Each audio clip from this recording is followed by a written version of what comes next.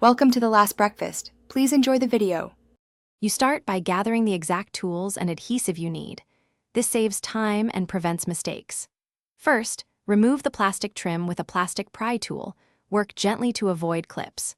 Once the trim is off, unfasten the mirror mounting screw or release clip and pull the mirror housing away just enough to inspect the mount and wiring. Make sure to note alignment marks or take a quick photo so you can restore correct position later. Once the mount is exposed, clean both surfaces thoroughly with isopropyl alcohol so adhesive bonds well. Contamination causes failures. If the mirror base is cracked, swap the base or use a 2-part epoxy rated for plastics. Mix per instructions and apply evenly.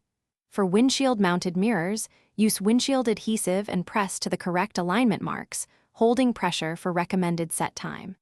If your mirror has wiring, reconnect or repair splices now, making sure contacts are tight before curing the adhesive. To finish, reposition the mirror to your photo or alignment marks, then fasten the mounting screw, tighten to spec if known, otherwise snug without over-torquing.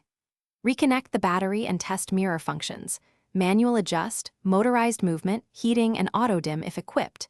Make sure the mirror stays solid under light pressure.